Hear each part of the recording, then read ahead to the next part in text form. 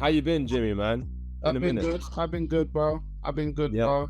Same, Awesome. same working hard, just like same old man. Always working hard, you know.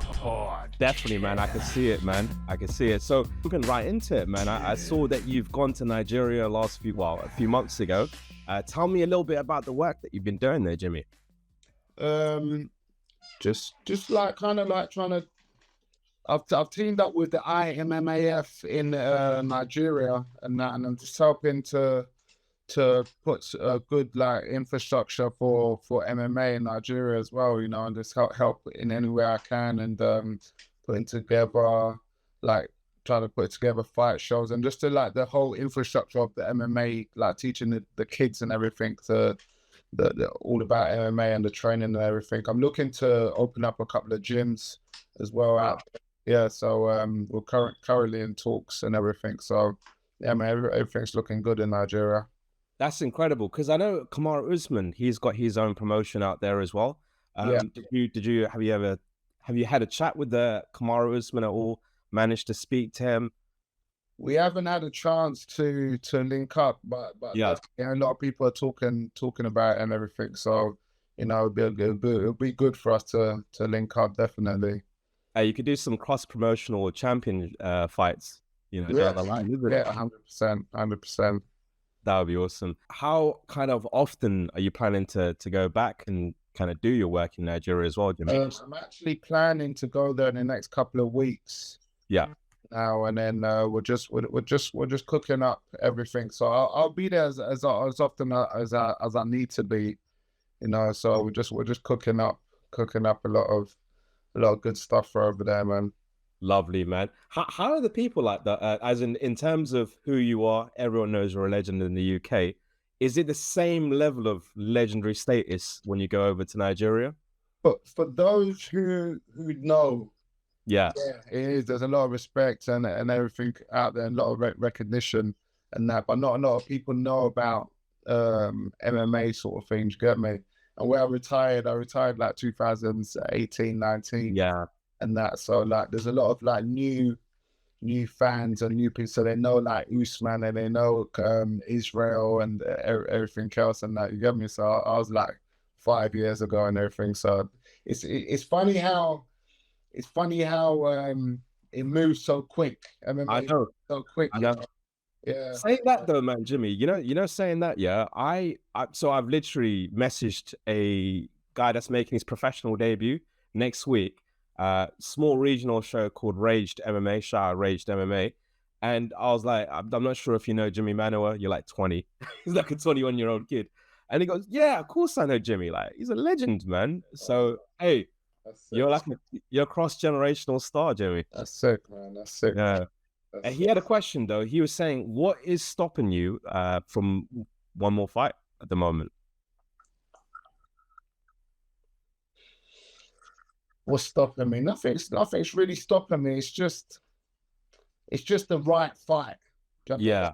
I'm not just gonna fight anyone and anywhere sort of thing. Do you get me? Like, because it's like I don't just want to fight anyone and anywhere. You know what I mean? It's got to mean something, especially at my age where I'm retired and everything. I'm not just gonna fight for the sake of fighting. You know, just anywhere. You know, it's got to be the right opponent, the right show, and everything else. You know.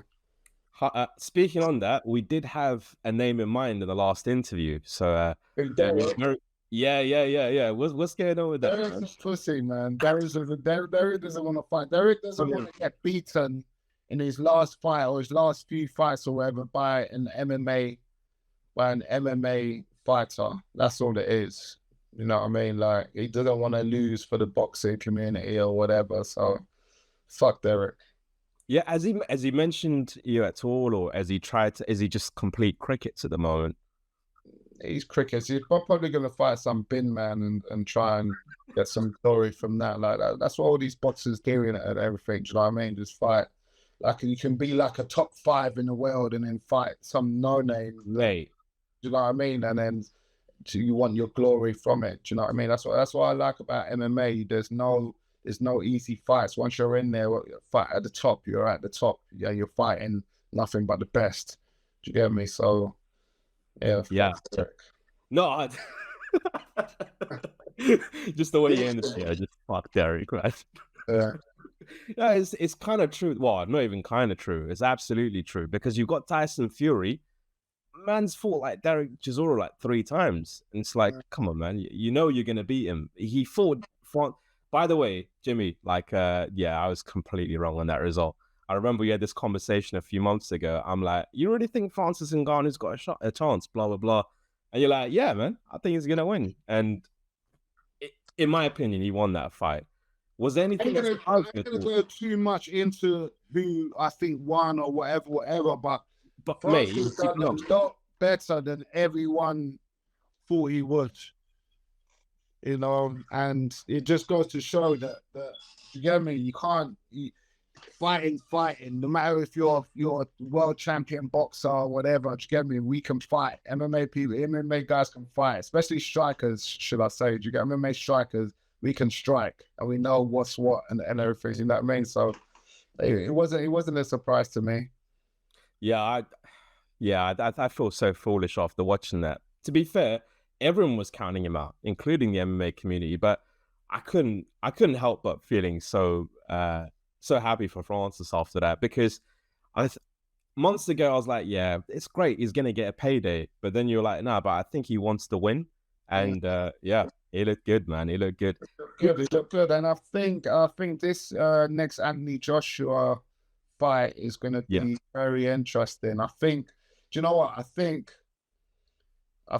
that Joshua is going to do a lot better than Tyson Fury did. Yeah. No, because Joshua is a lot stronger and thicker. I shouldn't say stronger and thicker. He's a lot stronger and more solid than Tyson Fury. So Tyson Fury is like bigger and everything, and he like leans on his opponents and everything and saps it. That's why he's done so good against Wilder and everything. Because Wilder's like 15 stone. He's tall and everything, but he's like 15 stone or something. You get me? So he used his weight and his weight against Wilder and that. But I think Joshua now is going to punch a lot harder than Fury did, you know, and he's more solid, more solid. So I think it'll be a more interesting fight. Yeah, he looked murderous against I think was it Otto Wallen? I can't remember. No, not Otto Wallen. I can't remember. It was him? Yeah, he looked pretty good, man. Wallen like shit that fight, man. I don't know why. I thought Wallen was going to do good because he's a southpaw and he did Fury and everything. So it just goes to show, like, styles make fights. Styles makes fights, really, because he did so good against Fury and then, like, Joshua just battered him. You know, so, you know, like, it's interesting. Honestly, I think Francis is going to win. I know this is going to... I'm completely on the bandwagon now after saying, yeah, Francis might lose the last fight, but yeah, I think he's definitely got a chance to win against Anthony Joshua. Yeah. Who do you think is going to be like the next crossover stop? Because I'm not sure if you're familiar with Ilia Topuria. Yeah. What do you think of him? I think out of all the MMA fighters at the moment, he's probably the closest to kind of crossing into boxing. What's your thoughts of him in general? My thoughts on him is he's really good. I hadn't seen much of it. I actually went to 298 the other day in Orange County, and it was a great show. And that, and Topuria looked great, man, against Volk and that. But the thing is, right, if Topuria's gonna fight boxing, yeah, he's gonna have to fight the boxers at his weight, sort of thing. Yeah. Them guys, they're like the top guys anyways. The top guys there are fucking skillful and that. Do you get me? So it's going to be a lot harder for him to cross over than to say Francis to cross over into boxing. Do you know what I mean? Because it's heavyweights and they're a bit more sloppy and everything. But them guys at Topuria's weight are fucking killers. Who is Terence, but isn't it Terence Crawford at that weight class? That's what I'm saying. Oh no, fuck that, man. Fucking Devin Haney or one of these guys and all that. Like, he's going to be a lot harder than fucking Francis taking on Tyson Fury. You know what I mean? Nah, bun that, man. I'm Yeah, because you get what I'm saying. They're not tougher in the smaller weight divisions. I love the confidence though. He's saying stuff like even before the fight, Has to be. bro. Has to be. Fucking The world insane. champion. It has to be. He's the world champion, you know. But just the way the way he changed his Instagram title beforehand. I mean, it's very Conor McGregor-esque. It's great to see. It's great to see. Yeah, it is. 100%. Even after when he's saying that he can beat Habib, I love it. Like, I love that kind of stuff, man. He could have beat him in his prime, and I think Islam Makhachev is calling him out. I'm like, mate, like, yeah, I saw that today. Gee, man, and he's crossed over. Like, he's got his belt presented in Real Madrid, man. What the hell? Yeah, unbelievable, man. It's like he's just come on in the last year or something, you know. Yeah. I didn't really think he was all.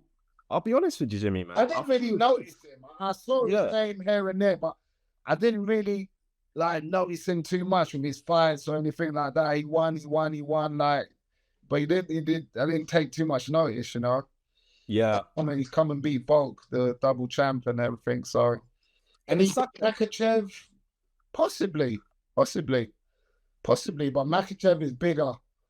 Definitely. Makhachev is bigger, and like Makhachev gets him down, and he's bigger than him with his strength and everything. Like, could be a tough night, but you know, like, it's interesting. Look what Volk did to Makhachev as well. Like, he managed to kind of not outmuscle him, but you know, he kind of survived. Yeah, I suppose. Yeah, he wasn't outmuscling him, throwing him around. That's for sure. Then Makhachev knocked him out in the rematch. Yeah, that was. I don't know why you take that fight last minute, but hey, you dared to be great at the end of the day, isn't it? Yeah, exactly. I want to switch it up a little bit, Jimmy. Yeah, because I've got an interesting question for you. But what is the biggest disappointment in your MMA career, would you say?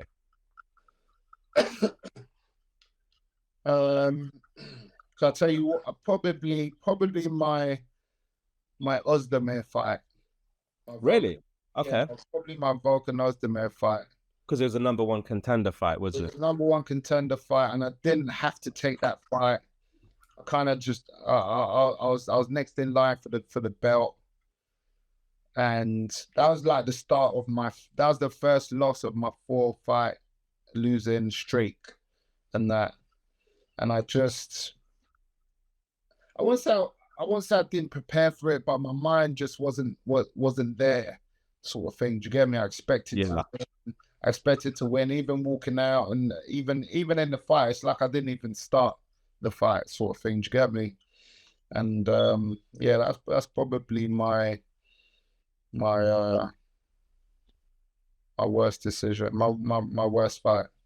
Well, did you feel like, and obviously, you know, I'm just kind of assuming it could go either way, but were you ever kind of forced to take a fight that you didn't want to? Because I know fighters have done that. Or I was kind of, I wouldn't say forced, but it's just like, you take this or you don't get a title shot, or that's mad. Or whatever. Do you get me? It's kind of like I had to take the fight, sort of thing. Cause I said, I don't want to fight. I want to fight DC next, and that. Do you get me? And then they said, here's Ozdemir. If you either take this or you don't get the title shot or whatever. So like I said, fuck it, I'll take it. I'm not never turned down fights. I know. I don't want to fight him or whatever. Do you get me? But when you get to the top of the division, sort of thing, you kind of like expect that kind of like that say in who you're gonna fight. I didn't have it, and I had to take the fight. So I was kind of pissed at it, and that's probably like my one fight that I regret taking. Yeah, it's a weird spot, man. Unless you're the champion, you don't really get to pick I mean, even the champion doesn't really necessarily pick his fights, but it's a weird spot, man. Being but if you're the champion, you don't get to say. That's true. Oh well, it's changing now, man. Except in boxing, do you get me? But once you're the champion, like, you fight anyone. Do Do you know what I You mean? say that though. You say that. Look at Sean O'Malley and look what he's doing. He's getting to kind of pick and choose whoever now. He's picking. Yeah, that's going to be You know. star power, and he's got a big mouth, and he has been heard. Total opposite of me. You get me? Hey, you're a star, man. Don't even play it. Yeah, Don't. I've never like been out there like. You know That's what I mean? true. Like, fucking Yeah, you just put people to sleep, isn't it? Like, making videos and coloring my hair purple and shit. Like, get me? what's your thoughts on Sean O'Malley then, in general? What do I you like Sean O'Malley. Like, he's come from nothing and made fucking a star of himself. Do you get me? He's won his fights and all that. You can't take that away from him. Sean O'Malley, man, he's a great fighter. Do you get? Do you know what? I like Sean O'Malley as a fighter, sort of thing. I don't. I smoke weed and that. That's like up my street and that. But fucking the color in the hair, I just like all the videos and stuff. It's for the like the younger crowd and all that. Yeah, it is. It's like we had this conversation a few weeks ago on a podcast. Yeah, me, Tim, and Ray, and we're like, it's like the UFC artificially push them a little bit to the point where they're like, oh, what are the kids like? TikTok, the TikTok kids like, yeah, they're like Sean O'Malley, and it's like, no, you don't. You don't know what the fuck in it, man. Yeah. No, like that's one thing that I didn't kind of do was like put myself out there and everything in my career and all that. I just thought I'd let my fighting do the talking and it sort of thing. Do you get me? But other people, they let their fighting do the talking and they add to it as well by doing the videos and promoting themselves and everything. But I think that's more like the new kind of generation of fighters and that they know that they have to put themselves out there and everything, you know. Yeah, for sure. It's all post Connor kind of era. Yeah. Everyone just kind of amped up the ante, man, after that. But going to the next question, I want to make it a little bit more positive. What's the biggest achievement of your career, Jimmy?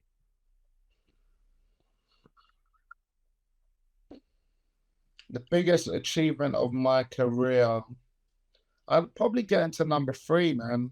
Probably get into number 3. Yeah.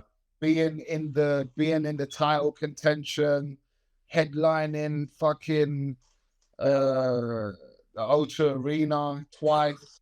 Yeah.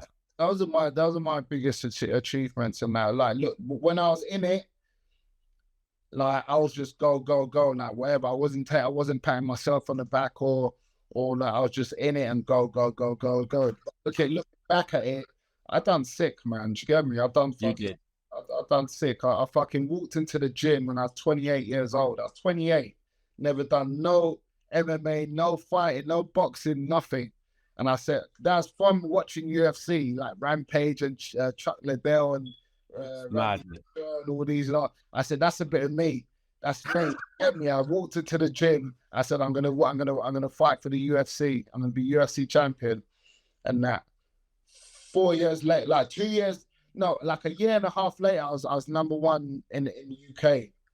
That's crazy, bro. 4 years later, from walking in the gym, I was like signed to the UFC with 12 wins and 12 knockouts, and that. Do you get me? So like that's kind of like my achievement. Just going out and fucking saying fuck it. This is what I'm doing. I'm doing it. Do you get me?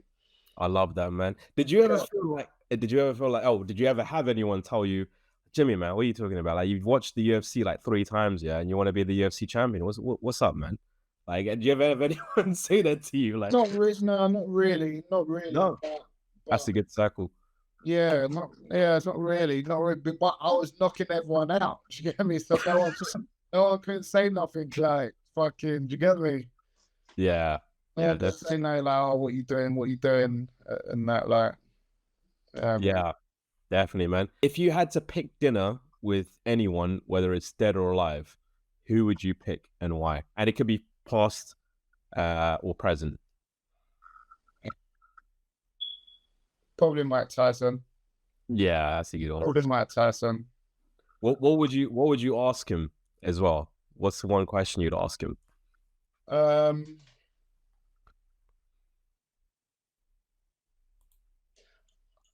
I don't know what I'd ask him, but I think we would. I think we would get along so well because we kind of like come from the same place, sort of thing. What like we come from the streets sort of thing. Do you get me? And like I think we've got the same kind of mentality sort of thing. Do you get me? We're both knockout artists and stuff like that and everything. So I think we would get on with like a house on fire. Yeah, 100%, man. That would be a good I had the conversation. Mike Tyson haircuts when I was growing up and everything. No way. Literally, like from The 8, big 6, fade. 7, 8 years old and everything. I was like a Mike Tyson fanatic in Nigeria, like growing up. Yeah, I had the haircut with the line and everything. Like, do you get me? So, yeah, he was like my idol growing up. And That's all. like, having done all my knockouts and everything else, I think he would appreciate my story. Yeah, definitely, man. Mike Tyson is an absolute. I think it would be Mike Tyson. Yeah. Who is the scariest opponent you ever faced in the octagon? R.I.P. Rumble Johnson. I was assuming that it would probably be that guy as well. Rumble, man. Yeah, man, that guy was fucking Jesus. Yeah, Man. my good friend. He was the like scariest opponent I faced. I was not scared though. I was not scared. You weren't. I think you were doing well, man. In fact, DC even said he had to take you down, man, to kind of mix it up a little bit. He was like, "Yo, he didn't take no one down. Do you get me? He's a chaos specialist. Like, he caught me in the second round and everything. And yeah, man, long live Rumble. Yeah, we became great friends after.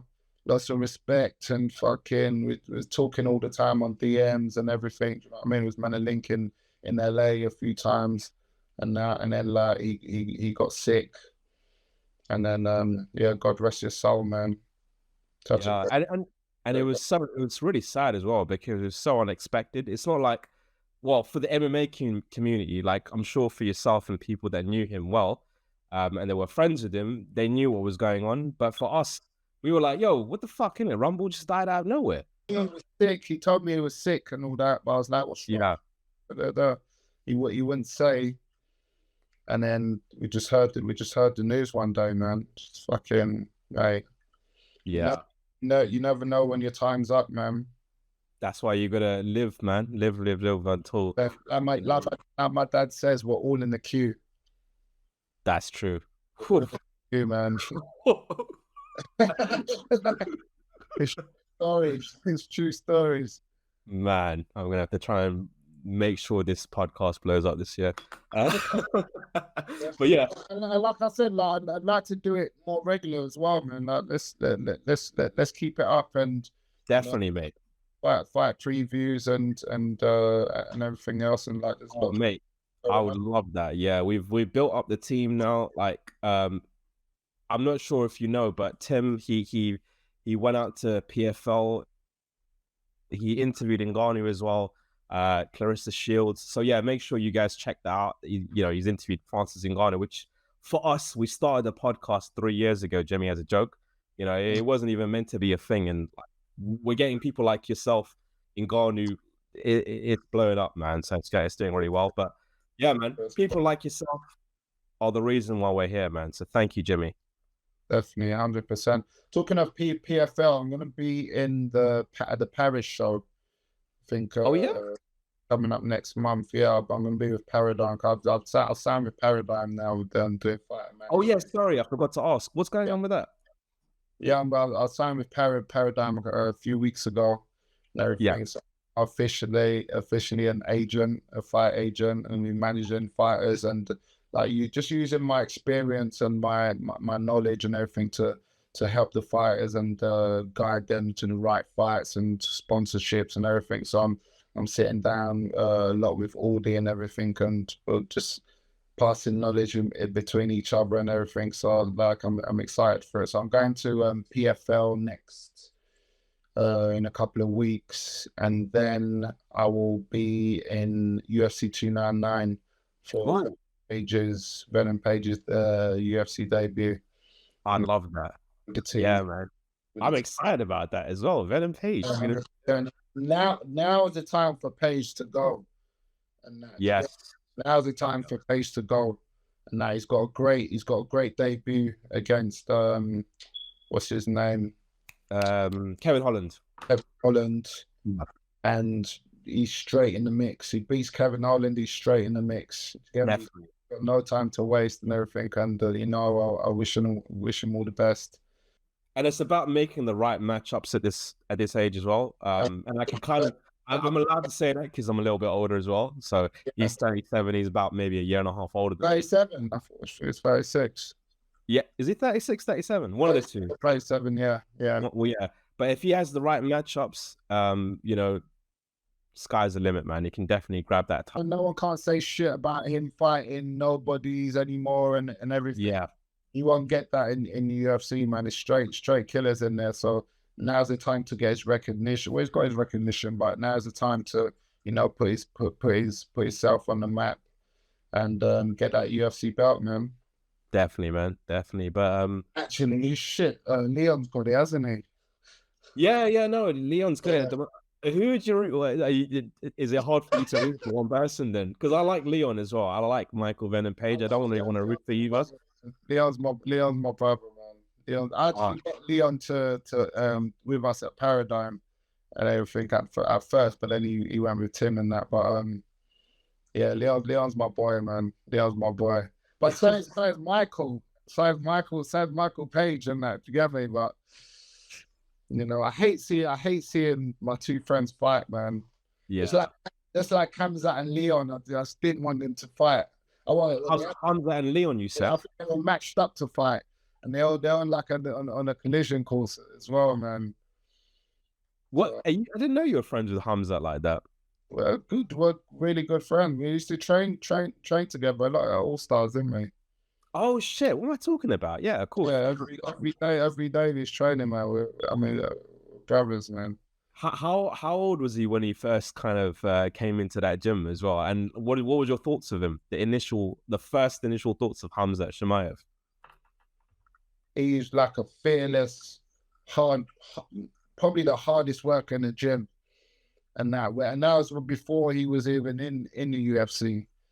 And that he was on like doing our sprints with our spar and everything. He was ragdolling fucking heavyweights and light heavyweights and that. He was a welterweight and everything. He was a phenom and everything. And he's so humble, so respectful and everything. Do you get me? That's why I've always got time for him. That, and it's good to see that he like the fame and everything hasn't gone to his head and everything. Do you know what I mean? Yeah. Was he always freakishly strong, or was it something he worked on? Because that guy is strong. It's his technique. It doesn't have to be freakish. He was like tripping Ilia Topuria. Latifi's like a... Yeah, he's huge, man. He's like 240 pounds. No one can touch Ilia. Like, Khamzat's sick, bro. That's ridiculous. Yeah, I saw him. I think, was he taking out... well, not taking out, but taking down Gustafsson as well. Yeah, madness, sparring and everything. Like, he's good, man. So it's good to see. It was actually good to see him finally get to the UFC, and then now he's just gone skyrocketed up. So I'm very it's so good to see, man. Yeah, I do love Khamzat, man, but I wish he would fight a bit more regularly. But again, it's not his fault. Like, he's been sick and. So when he first came, he fought, and then he fought. Oh, man. Then he fought 3 months later, and like he's just taking the place by storm and that. But with injuries and everything else, what's going on, and not comes with it, Yeah, my favorite bit was when he just took Jing Liang, and he oh, what the hell, right? Shit like that's what makes your career, Yeah, that's true. And he actually made an exciting career as a grappler, which is rare, man. A lot of people are like, yeah, grappler, I'm not that interested. I mean, how long did it take for Khabib to really be a breakout star? And that's only because of Conor, really. Exactly. So, even Leon, how long did it take for him to be when he was champion? He was getting fucking... Everyone was fucking how boring he was, all his fights and decisions. Everyone's forgotten about all of that. Do you get me? He's the fucking superstar now. Do you get me? So MMA fans are such fickle pussies sometimes, aren't they? Honestly, because like there's only the world we choose to live in. It's our MMA world, man. Yeah, that's true. That's true. I can't believe people were saying that Leon's boring though, man. He's been exciting since day dot, like, which is just ridiculous, man. But The only thing is he oh, didn't have a lot of finishes on his record, and that's why everyone was calling him boring before. He was getting the wins and yeah, everything. Everyone was saying, "Oh, boring. I don't remember and all that." So, but it's good. I think he's coming to his own right at the right time. When he was champion, he's getting his finishes and everything else. You get me? Look at that fucking Usman knockout and everything else. oh man, that was the He's gonna enjoy that for the rest of his life. yeah. I watched that. I watched that the day after. I didn't know the results, and I was like, it's probably just gonna be dominant. Like, I'll be honest, I didn't give Leon much of a chance, which is a bit silly of me because I was so enthralled in the Usman story. I was like, yeah, Usman's gonna win. And I did. If you watch back, I was one of the only people what said Leon's gonna win. I was the only people. I swear to God. Try and look back for that, because the thing is, where Usman was good is his best. Yeah, where Usman's his best is at the wrestling and the takedown thing, and I think Leon is better there and that and stronger. So yeah, Leon, well, in the wrestling department, really, yes, and his grappling and that. I think his grappling maybe. Leon was stronger and better. I mean, he took him down. I'm not going to dispute you too much. He took him down in the first fight. Yeah, I say Leon was better there, and Leon's a better striker as well. Usman is like boxing, he really got no kicks, and he just like boxing to takedown, and that's where Leon was better. So I knew Leon was going to win. Yeah, I do think Usman kind of fell in love with his hands a little bit too much as well. Yeah, that goes from the you knock out Masvidal on it, yeah, and everything, and you fall at I was victim to falling in love with my hands as well, because I was just like, I just need to touch you once. I just need to touch you once. I walk through the fire. I just need to touch you once, sort of thing. Do you get me? That was kind of like my mentality, which was fucking stupid, but not really, because you kind of, well, you not even kind of, you had knockout power in your left hand and your right hand, so it's like, come on, man. Yeah, I know. It's kind of a gift and a curse, because look at I tell you what fight kind of did it for me was my second Blachowicz fight. I didn't have any defense, I just wanted to touch him, sort of thing, and I was just getting I come out, my nose was broken, my fucking face was fucked, and all that. I was just trying to walk through punches just to hit him once. I didn't get it done. I remember that. I was like, even before the fight, I was like, why Jimmy agree to this, man? He beat him already, like, sort of thing. That's why I was thinking, like, why do you? But I mean, I get it. Hey, look, at the end of the day, it aged magnificently. Like, you beat the champion, So, I'm proud. Here's a question for you, Here's a question for you. 35-year-old Jimmy, what would he do in this light heavyweight division? What do you think, man? Because it's not that deep, the light heavyweight division right now. Do you think the version of you in your prime easily becomes the champion? Bro, I'm 40. I just turned 44 last week. I still feel that and do the business against 90% of the fighters. Even who's the champion now? Who is the champion? Alex Pereira is pretty damn good, though, to be fair. But no grappling. He's good, yeah. But he ain't got no grappling. He's only he's only a stand-up. Yeah. And I feel if I fought him, it'd be 50-50. It's just whoever lands first. I was gonna say you can knock 99.9% of them. That's what I'm saying. Out, so it's just who lands first, really. Do you get that? There's in the light heavyweight division, there's not really anyone who stands out to me. Yeah, Jamal Hill. There's no one special at anything. Like Jamal Hill, like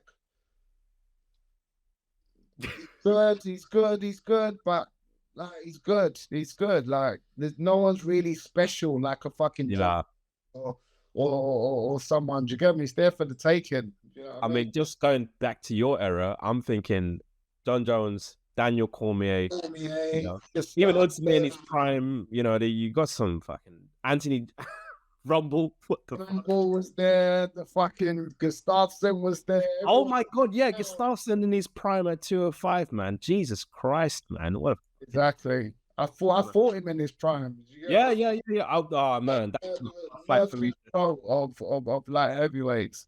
Yeah. I couldn't even tell you who's in the top 5. It was Rakic, fucking Yuri Prohaska, what's his name? Alex Pereira, and who's that Russian? The Russian. Ankalev.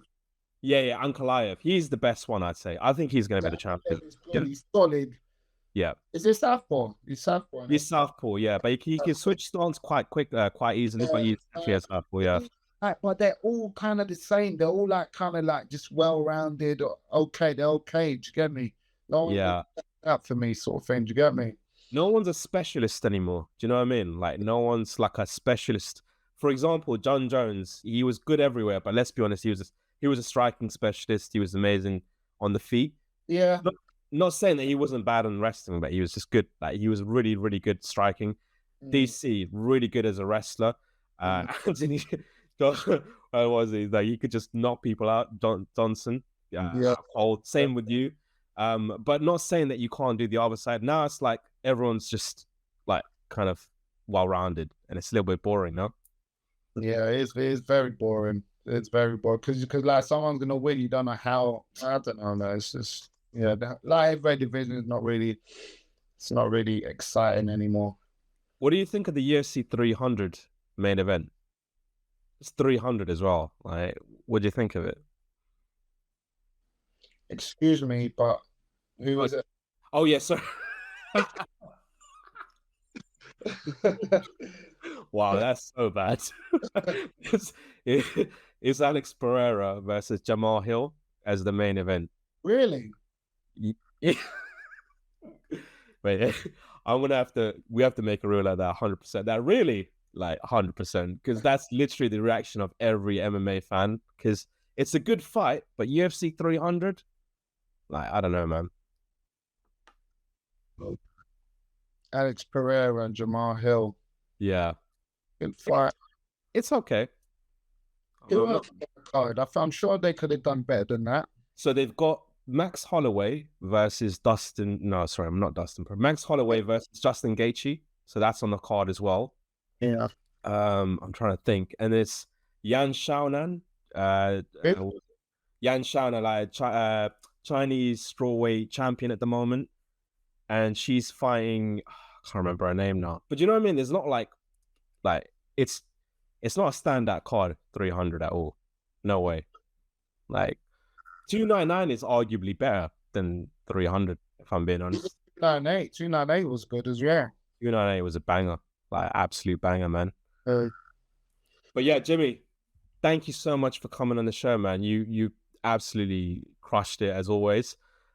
Great guest, man. Thank you so much. But look, let's do it again soon, definitely. We will definitely do it, man. 100%. I just need to wait for this schedule to die. We've got so much content out there. We've got like 10 interviews on the trot, and we had to get an editor and everything, man. It's just yeah. Keep pushing it out, man. Keep pushing, man. I mean, what else am I gonna do? But yeah, Jimmy, the final word goes to you. Tell the folks where they can find you, all that good stuff, and anything you need to plug. Go for it, man. It's your spotlight.